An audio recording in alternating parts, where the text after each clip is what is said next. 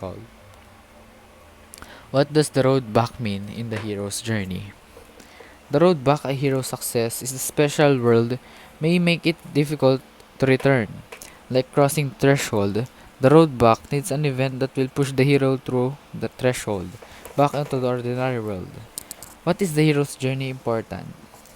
Two heroes journey as a roadmap to positive change by understanding our own hero's journey and being able to recognize and respond to the call to adventure. We can become agents of positive change for ourselves, for others, and for our community. What makes a hero a hero? A hero is a person of distinguished courage or ability, admired for their brave deeds and noble qualities. A person who, in the opinion of others, has heroic qualities or has performed a heroic act and is regarded a model or ideal.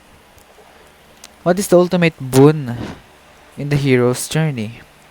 In the end, the ultimate boon is simply a gift that the hero receives for his hard work and impact on the world.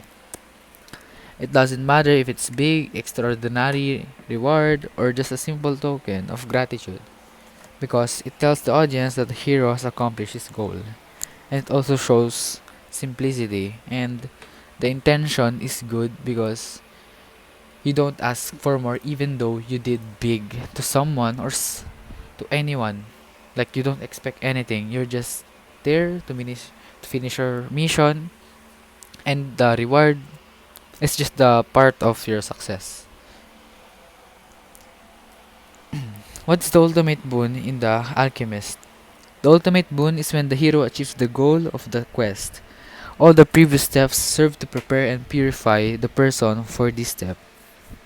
In the Alchemist, Santiago's main quest is to reach the Egyptian pyramids and finds his treasure because that was his personal legend. Who came up with the hero's journey? Joseph Campbell. What is an example of a hero's journey?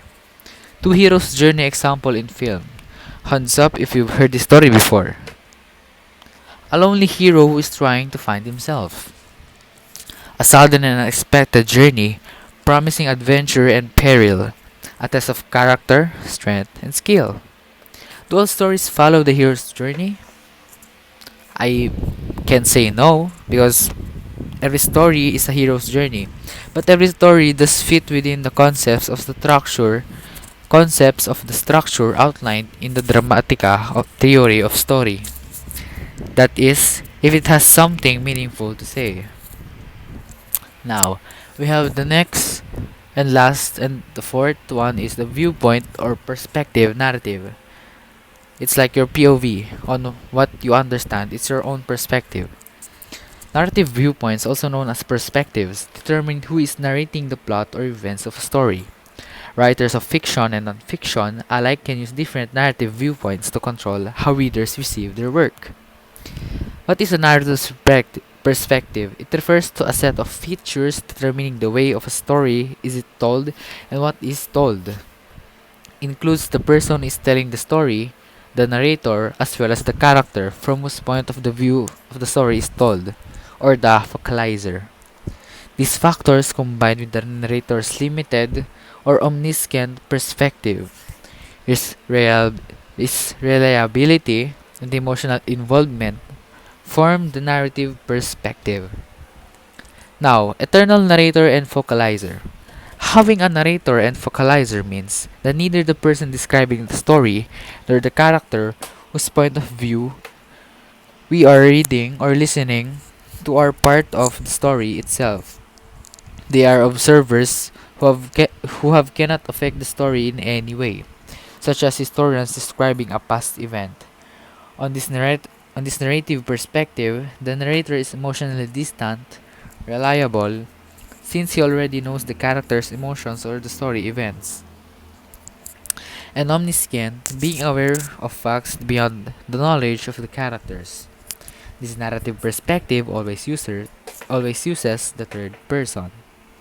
External narrator and internal for focalizer. On this narrative perspective, the narrator is external but the focalizer is part of the story.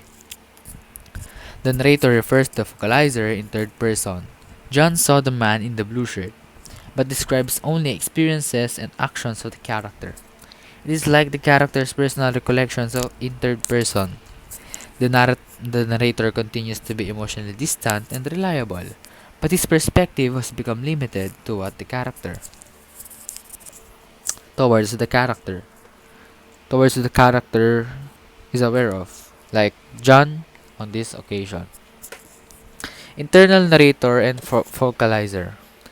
When both the narrator and the focalizer are internal, then the story becomes a personal recollection of events and emotions. The first person is commonly used in this narrative perspective, giving the audience the story through the eyes of the protagonist. The narrator in this case, who is also the hero, is emotionally involved in the story.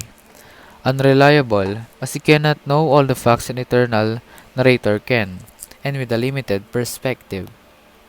Second person. A rare point of view narrators utilize this second person because it's a variation of eternal narrator and focalizer perspective. Only this time the narrator or focalizer does not use first person, but second person, of course, as if he was talking to himself. For example, a narrator say, "You woke up and felt dizzy. You drank some water and read the newspaper. Before realizing you are in a stranger's house." The narrator remains emotionally involved while his perspective is still limited to the character's awareness. So, yeah. Definition of third person point of view. Third person point of view is a narrative mode in which the primary characters within a written work are referred to by their names or relative pronouns. In a third person story, the narrator observes the primary characters but is not an active participant of the story.